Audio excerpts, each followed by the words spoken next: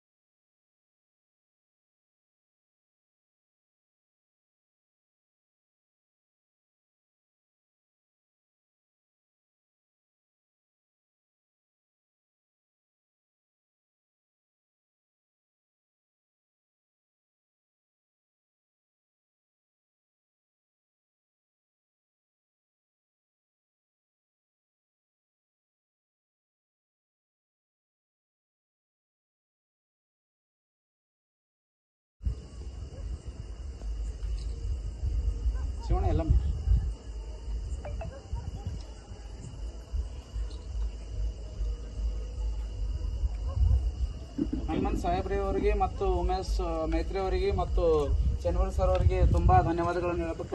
ಧನ್ಯವಾದಗಳು.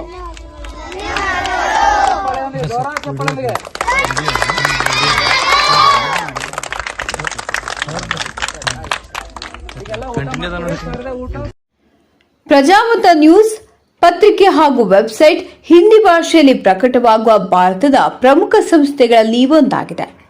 ಮೊಬೈಲ್ ಮತ್ತು ಡಿಜಿಟಲ್ ಪ್ರಕಾಶನದಲ್ಲಿ ನಾಯಕರಾಗಿ ನಾವು ವಿಭಾಗಗಳಾದ್ಯಂತ ವಿಷಯವನ್ನು ಪ್ರಕಟಿಸುತ್ತೇವೆ ಮತ್ತು ಸುದ್ದಿ, ಜ್ಯೋತಿಷ್ಯ, ಆಧ್ಯಾತ್ಮಿಕ, ಧಾರ್ಮಿಕ ಮತ್ತು ಮನರಂಜನಾ ವಿಷಯಗಳಲ್ಲಿ ನಾಯಕರಾಗಿದ್ದೇವೆ. ಕೇವಲ ರಾಜಕೀಯ ಕಾರವಾದ ಮಾಹಿತಿ ನೀಡುವುದಷ್ಟೇ ಅಲ್ಲ, ಅವರಲ್ಲಿ ವೈಜ್ಞಾನಿಕ ಆಸಕ್ತಿಯನ್ನು ಹೆಚ್ಚಿಸುವ ರೀತಿಯಲ್ಲಿ ಸುದ್ದಿಗಳನ್ನು ಸಮಾಜದ ಮುಂದೆ ಇಡುವುದು ನಮ್ಮ ಉದ್ದೇಶ. ನಾವು ಸಮಾಜಕ್ಕೆ ಅಂತ ಮಾಹಿತಿಯನ್ನು ನೀಡಲು ಬಯಸುತ್ತೇವೆ. ಅದು ಅವುಗಳನ್ನು ಗಂಭೀರವಾಗಿ ಪರಿಗಣಿಸಬೇಕು, ನವೀಕರಿಸಲು ಮಾತ್ರವಲ್ಲ, ಸರಳವಾದ ಆದರೆ ಗಂಭೀರವಾದ ಪದಗಳಲ್ಲಿ ಸಾರ್ವಜನಿಕರ ಅನುಕೂಲಕ್ಕಾಗಿ ಸಾರ್ವಜನಿಕರ ಸುದ್ದಿಗಳನ್ನು ಸಾರ್ವಜನಿಕರಿಗೆ ತಲುಪಿಸಬೇಕು ಎಂಬುದು ನಮ್ಮ ಪ್ರಯತ್ನವಾಗಿದೆ.